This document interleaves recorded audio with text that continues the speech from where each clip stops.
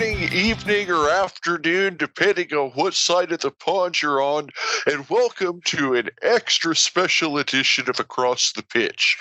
My name is Phil Kennedy, and I'm here today with Darren Woodhead, who is, of course, the author of 50 Years of Accrington Stanley. And we have a man who you may best know as 2003-2004 Accrington Stanley Male Supporter of the Year. None other than Stephen Lowe. Welcome to the show, Stephen. I'm glad I gave you that little snippet. Board, Steve. Yeah, thank you very much. Give us one up front.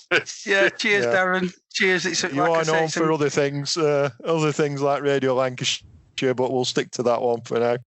I do wonder how many people actually know I'm called Stephen, because on the Stanley for decades, I am, of course, Lowey. So, that's... Feel free to call me Stephen or Lowey, Phil. Lowey, okay. Well, I'll go with that if that's what folks call you in Accrington.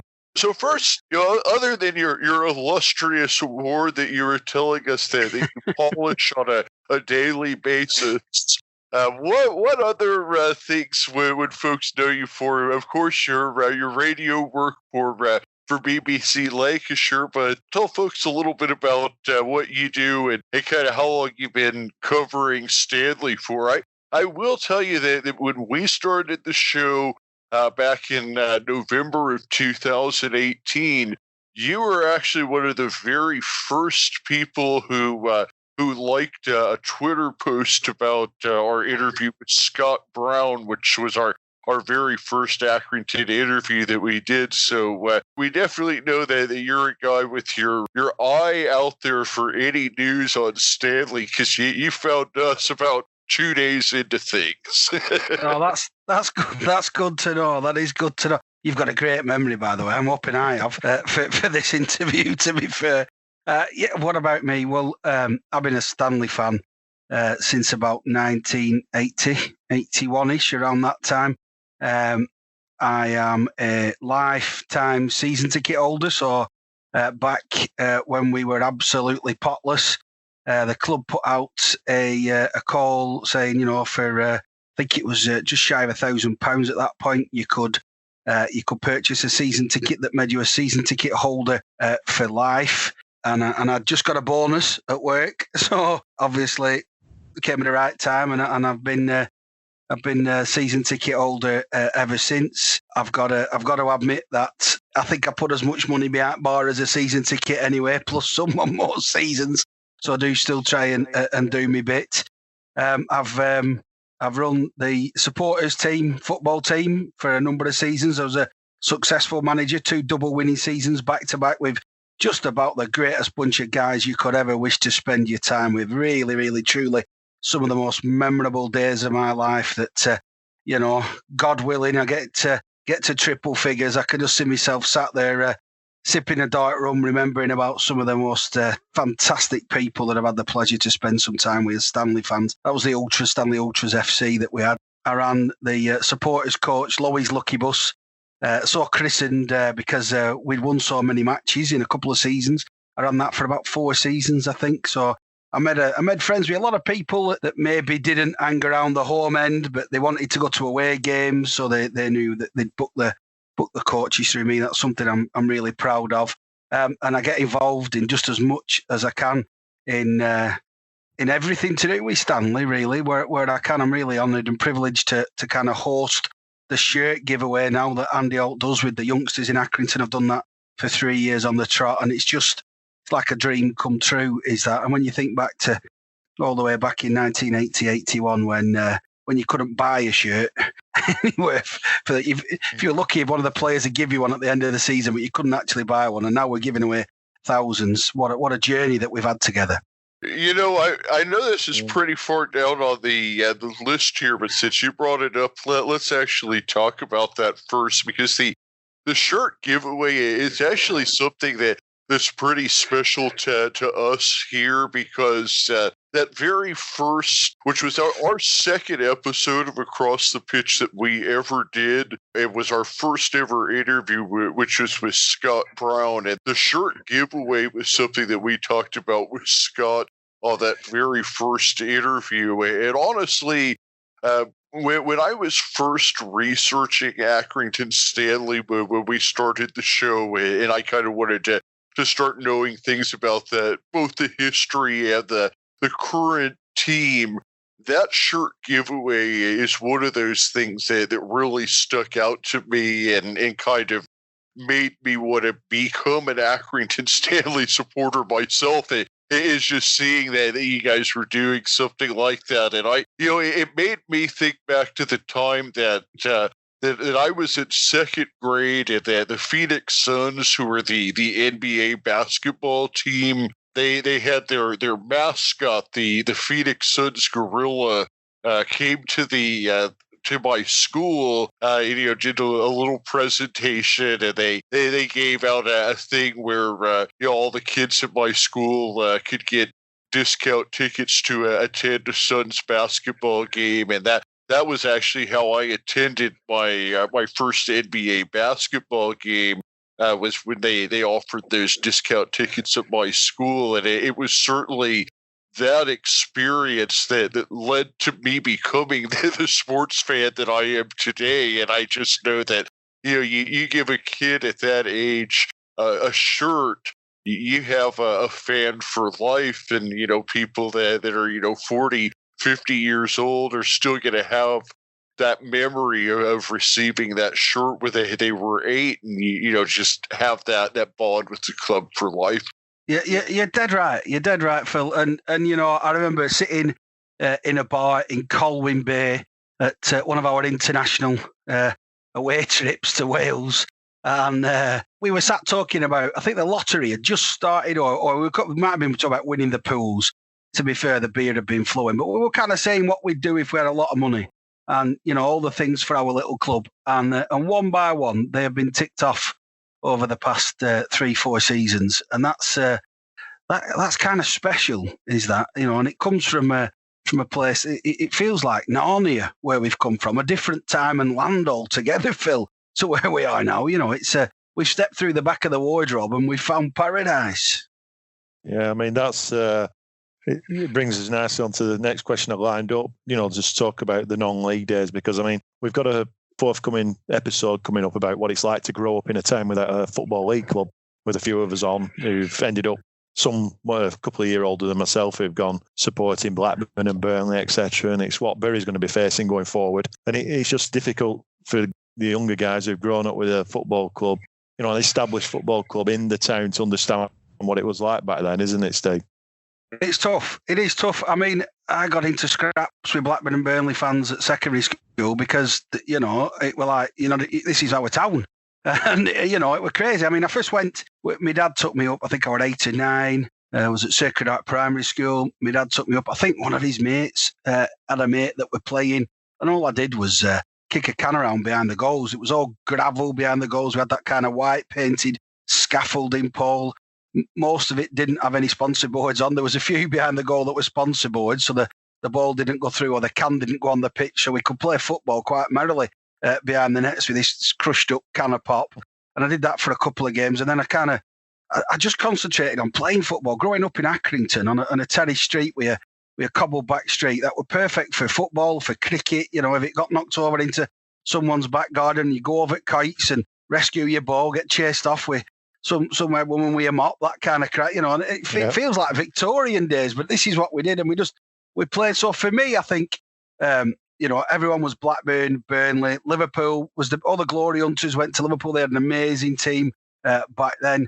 And I just kind of stuck with this Accrington, and I've been a couple of times when people ask me. My dad wasn't a massive football fan, my dad, to be fair, so I hadn't had that linear into a team outside of the town. And because he'd taken me up there, and I'd been, it was there. And then a gentleman that I'm sure you've met, Phil, or heard about, and certainly Darren knows, came, and Robert Houseman, he lived on the next street to me, the next terrace street, and he said, via another friend, Dave Green, do you want to come up Stanley? My dad's taking us on Saturday. So that would be about the 1984-85 season, I think then. So I'd traipse around the corner to Monk Street, and his dad would be there watching Channel 4 racing, and I'd be waiting to get up, and he'd be waiting for the end of this race before we got in the car, and he drove us up to ground, and a few games, and then we started walking up over our bobs to get to ground, and that's kind of, I just fell in love with it. It was just perfect. As a young lad, you could get rid of all your energy and dancing about and acting fool and goat, and you just become part of something. A bit of football, playing a bit outside. The clubhouse was never anything brilliant, and yet I've got so many magical memories in that building, And, so back then, they'd be like, who do you support? You say Stanley. They say, oh, you're Burnley, really, aren't you? And I say, no. And then Burnley fans would say, you're Blackburn, aren't you, really? And I go, no, I'm Stanley. And there was a little small group of us, really, 3 or 4 of us that kind of kept on going. And it was difficult. And I guess the memories from the 60s, being born in 73, those memories, some of those guys were still around, and they were, they'd talk about what had happened in the past, but really it was all blokes chatting. Do you know what I mean? And as a young lad, as an early teen, you're kind of just interested in what's in the pitch in front of you. And I think even back then, I just couldn't believe, that my town had a team, and you could meet the players every game, and we'd get all kinds of bits of scraps of paper signed. We didn't have a proper book and they'd just sign. I think they were happy that someone were asking them for their autograph, to be honest, because they were brickies and car mechanics and all kinds of stuff, weren't they? And we were just a bit starstruck. So growing up, it was tough, but I had that kind of connection that just made me realise that it was my town, it was my team. Yeah, and just to see now the even slightly before the shirt giveaway, which has been fantastic, but just to see Stanley shirts in the town, and now through the kids getting them, and now you see them everywhere, don't you? And it's brilliant. I mean, other towns would take it for granted, but like I said, when we were growing up, it was all Blackburn and Burnley shirts, and even United and Liverpool. I remember, Darren, when Gibson Sports started selling them in centre of town. It was like a massive thing. It was a big deal. You could buy a shirt from a sports shop in the centre of Accrington. It was amazing. I was there, I think, the day after they started selling them, and I got myself 2 home shirts that season. For some reason, I bought one and I bought another a few weeks later. I mean, just around that time, we'll come on to it in a little while about some of the things you've done, but just for me, you mentioned Gibson's, and I think that was a turning point, that cup run, wasn't it? 92, 93, for the town, really. Media coverage, and we got put on the map a little bit there, didn't we? Going from regional to national exposure. Yeah, we did. As soon as, BBC Northwest Tonight's down there filming, and, there's people talking. I seem to remember there was a ex-Stanley player, there was a window cleaner that was interviewed from, he played in 60s. You'll know his name, Darren. It'll come to you in a second. Bert Scott, I think it was, wasn't it? Yeah. Quite possible. And he's interviewed there, stood at centre of town saying, I'm a window cleaner now and I play for Stanley. And yeah, it was kind of, I thought it was exciting back in 86 when we got floodlights? Up until then, that'd have been mega, And I think that game in '88 when we had 1,000 on against Fleetwood, where the barrier kind of collapsed and nobody got hurt, did they? It was only like 1 deep, 12 deep, but one. Well, it wasn't on a kind of terracing, was it? And but yeah, we're getting that national notoriety. I mean, I used to get giddy when we were on the football pools. Now, Phil, do you know what the football pools is? The football pools? Yeah. Is that like where you pick all the winners? Everybody puts in $5. Yeah, that kind of thing. That's how it worked. Basically, you picked all the draws, didn't you? And you didn't. It's not like the betting where you can pick on how many corners there'll be in the third quarter of a game or anything like that. You pick the winner of each game. So we do that over here a lot with American football because all the games happen on one Sunday. So it's something that's fairly common over here with the American football that we do. Well, occasionally, Accrington Stanley would be on the pools. Now, that meant that on a Saturday afternoon, when they were reading down through all the results, 4-5-4, 4-5-6, all that kind of stuff, right? We'd be on at the bottom, and every single time we were on, we'd get beat. And I'd be gutted, because I'd be like, we haven't just lost, but the whole country knows we've lost now. And it was like a curse. before the cameras had come, that was our kind of like the only bit of notoriety that we could get would be when we were on the football pools. And yeah, I know John Coleman, if you ask him, he remembers hearing it from when we were back in the 60s on the pools. But yeah, that was you know why? What you're talking about right now kind of brings me to something that has to do with what's going on currently with some discussions of regionalizing League Two and even regionalizing League One. And I'm against it for that exact reason. I believe there's a certain cachet and notoriety in playing in a nationwide league, even if it's the conference. They call it the National League because it's now you're in a national league.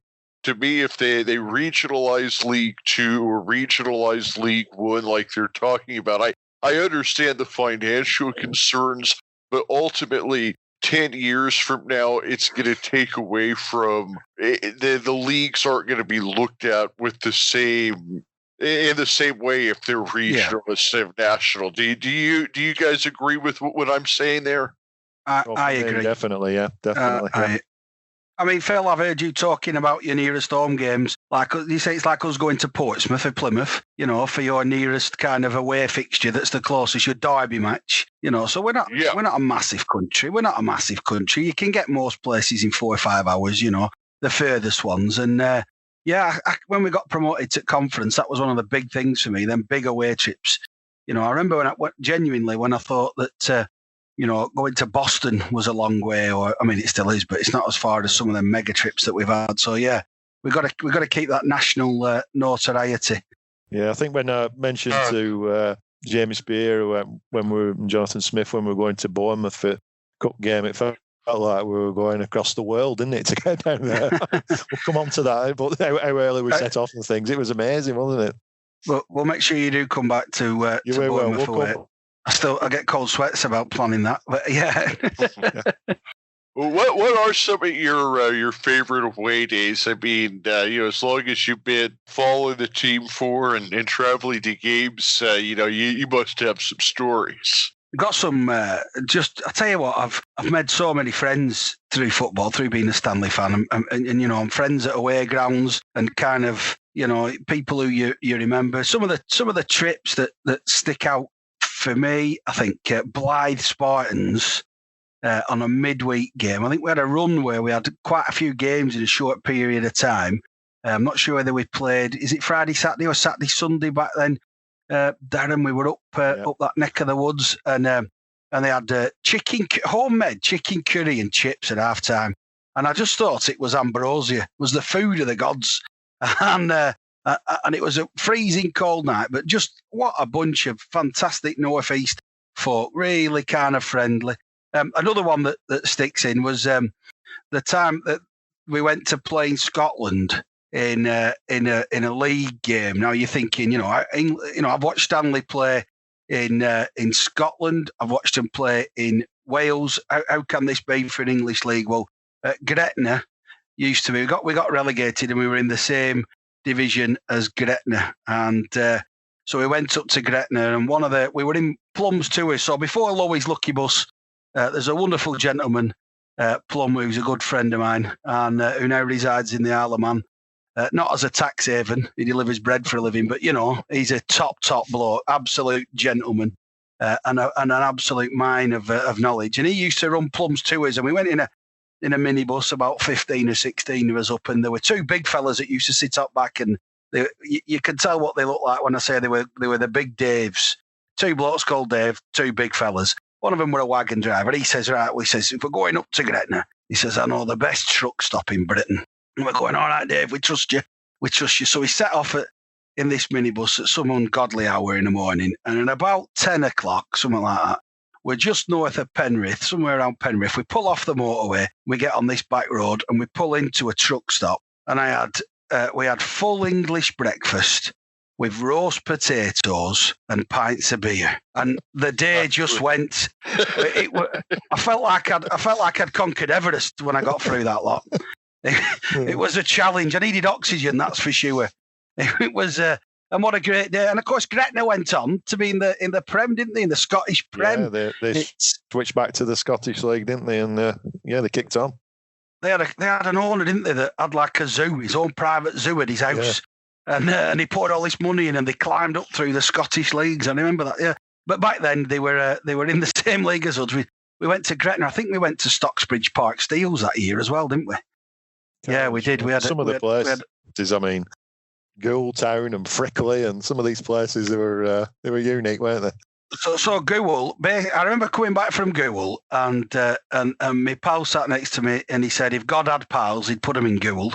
And I say, yeah, I can see where you're coming from. I can see where I should say really, Phil. I should say that Runcorn away in 1999 was my best ever away trip. Not for the result on the pitch, but it's where I met my wife, Frida. Frida had been with her mate a couple of weeks before. Her mate had said to her, who was a Blackburn Rovers fan, do you fancy doing something different on Saturday? We'll go to Middlesbrough. Come to me with Middlesbrough.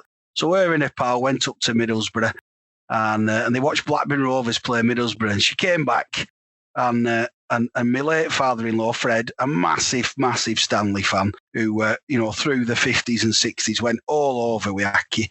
He come back and they came back and she saw him day after and said, I've been up to watch Blackburn Rovers away. We made it. We had a right good day. And he said, well, if there's banner go gallivanting, you could take me to an away game. And she said, oh, all right, Dad, I'll take you away. Where are we going? We're going Runcorn next Saturday. And if it wasn't for that, I wouldn't have met my beautiful wife and have my two cracking boys. So, Runcorn away for me, we talk about the Stanley family. But that's that's where that's where I first said that's a hard one to beat there. yeah, there's not many people who can say that, is there? They've met their wife. And I must say that after a few weeks later, we were I'd kind of plucked up courage to say hello to her at half time, and I said hello and not much else. But then after the Gretna game, a few weeks later, I was that drunk. I don't think I could find my own way home. I ended up in a nightclub, and there she was. So then I went up to her and said, I met you at Runcorn. And we've been together ever since. So job's a good one. Magic happens at Stanley. Magic happens at Stanley. Magic. We usually do this a little bit later in the show, but since you did mention the full English, I think that we should probably do a part that has become a staple of the show, and I'm pretty sure that you have an idea, since you listened before, what questions we might be doing next. I feel honoured. Lowey, welcome to Rapid Fire. Cue the sound effect. This, of course, was Tony Robinson's idea here, and it has become a famous section here on the show. So, Darren, did you want to start off and do the first couple? You can go with the traditional ones, Phil, and I've got quite a few lined up from supporters. Boy. Yeah, a few tricky ones coming in from supporters. So you could be in trouble here. Traditional ones, Phil.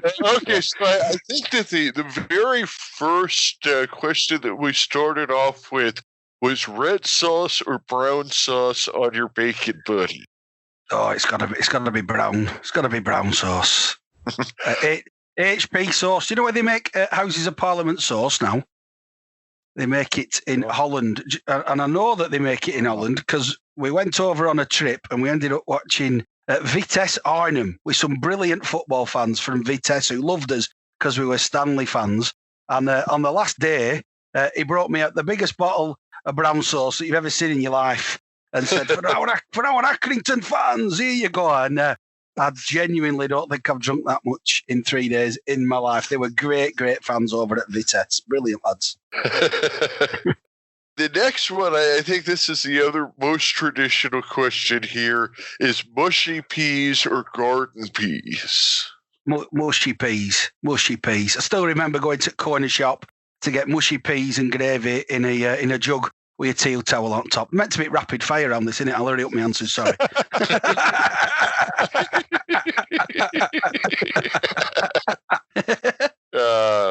In fact, I remember my mate went vegetarian for a couple of years at Stanley, and he used to just get the bread off the burgers and mushy peas.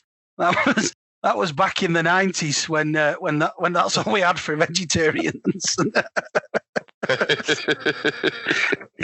Beatles or the Rolling Stones? I'm going to be controversial, and I'm going to say the Beatles because everybody else. No, the Beatles. I got married to "Till There Was You" by the Beatles. Was our first dance song, an absolutely beautiful tune. So I'll say the Beatles. You can't go wrong with the Beatles. I mean, really, there's not a wrong answer to that question, but the right answer is clearly the Beatles. Yeah, I was going to say Rolling Stones because they're still going, and even in this lockdown, they've done this. Yeah. No, but they're still helping and doing, aren't they? But Paul McCartney did a bit of fit lockdown on the weekend also. Well, that Beatles. Yeah, I think so. Moving forward a generation, Oasis or Blur? Yeah, it's got to be Oasis. I watched them for free in Preston at Avon Park in a Heineken Big Top beer festival. It was free to go in, and I think they were just about starting out then, and there was no kind of Blur rivalry or anything. And so I watched them for out in Preston. They were cracking, and there was just something raw and lively and kind of powerful about the music. It was a great time to be alive. About 1993, 94, I think, something like that. Yeah, Oasis. Oh yeah, that was right before they got famous on this side of the pond. Because I say it's 94 is when like Wonderwall and Champagne Supernova came out. And, I mean that music is just classic. I mean, who really knows a Blur song besides I mean. Once you get past woohoo, I mean, what else is there? Girls and boys is all right. Yeah, Polite Life's not so bad. I've got every now and then when I in the moments of if I'm digging or knocking fence posts in or doing something in garden, for some reason I'll just start singing "All Your Dreams Are Made." I've no idea why. When you're chained, there you go. Anyway, moving on. Rapid fire. Come on. All right, so. So let's go to the North American-based one. So Tony Robinson thinks that the poutine, which is a Canadian delicacy including chips, gravy, and cheese curds, would be a hit in Lancashire. Is this something that you'd like to try on an away day? For sure. And can I just shock you by telling you that I've had it twice? Both times in Yorkshire, once in Leeds and once in Halifax. So I'm sure that it must be that us northern lads like gravy, chips and cheese. But the way they do it, absolutely beautiful. Yeah, we should try and get that on down at the Wham Stadium for sure. Yeah, I've never had that. Yeah, it's worth a try. Defo. Yeah, I think it'd be a good thing on a rainy day, Yeah. So, what about in here in Phoenix, Arizona? We enjoy putting hot jalapeno peppers on our pizza. Do you partake in the pizza with the hot jalapeno peppers? Is it something you tried? Be interested in trying? I'd definitely be interested in trying it. But you guys, is it not hot enough already over there for you? You think you've got to spice it up? It's like 110 degrees. It's shade in winter. And you think, I tell you what, I'm not hot enough. I'll just throw a few jalapenos down just to spice my life up. Come and spend a winter in Church Kirkbank Canal trying to fish on a wicker basket with your toes frozen in ice. I tell you, that's living. That's living all right. You got to have the hot weather to grow the hot peppers, and then I'll need to send over some of the spicy ones once summer hits. You'll enjoy those over there. Yeah, that'll be cool. Just as a side point, your team, do you play on plastic or grass? Because I watched on YouTube, I watched one of your games, and the grass looks amazing. So I couldn't tell whether it were plastic or grass. It was brilliant. Oh yeah, it's natural grass. And see, one of the advantages here is even though it's hot, we get over 300 days of sunshine a year. So as long as you water the grass, it grows great here. Oh, that's nice. I watched it. If you're a golfer, then you get lost in Phoenix and never come back. Okay, I'll give that a miss. I'll tell you what else I liked about your ground. Behind the end, you've got them boxes with the little beer gardens on top. They look really smart. Yeah, they've got the. You're talking about like the little sweet boxes that are on the north end. Yeah, those are actually almost impossible to get into. I sit down on the south end in the low rent district, but that's where we make the real noise at. That's where we got the drums and the smoke bombs and drink most of the $1 beers at. I like that. So you're part of the Bandidos, are you then? The Red Fury. Well, there's the Banditos and the Red Fury. I mean, I'm friends with people in both clubs. I'm not really officially a member of either one of them. I just kind of hang out down there with both of them. It's cool. Those little rooftop terrace bits. It reminds me of Darren. I don't know if you went to Wakefield away, and it was a rugby ground. On one side was like when we played Emily, wasn't it? It was, It was when we played Emily, and then they became Wakefield and Emily, didn't they? That's and then they had the big cup run, didn't they? And they won the money. But at one end of the ground, Phil, if you imagine, these, the porter cabins with a little veranda at the front with a glass, like kind of, what is it, to stop you going off the end? So you've got like a room, and then you walk out onto a little veranda, and you can see the pitch. But it was like multi-story from when it was the rugby ground. So you've got like 7 of these stacked up the full width of the pitch. Absolutely cracking way to watch football. Although I don't remember much of the second half. I can imagine that setup might be similar to what you see at like a horse track, maybe. Yeah, probably. Anyway, rapid fire. There's nothing rapid about this fire. It's like a long shot, isn't it, really? Coronation Street or EastEnders? Oh, Coronation Street. EastEnders, for some reason, it's just... How can you watch telly that makes you depressed? I don't get it, me. You want to watch something that give you a cheer up, don't you? A bit of a laugh and a giggle. Although I must say, I haven't watched it for a good few years. Don't get time. It's on too many times now. But Corrie for me. Back in the day, quality. Right. Well, I think most of your answers there, Lowey, have all been relatively. I could have picked most of them. True northern accent. Not accent. I'm a stereotype. Is that what you're saying? Well, I'm exactly the same.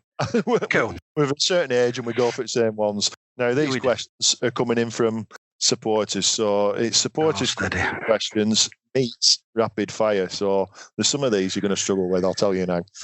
Okay. They weren't posted on the traditional sites, on the Accrington Stanley Memories Twitter or Facebook. They were sent to me personally. So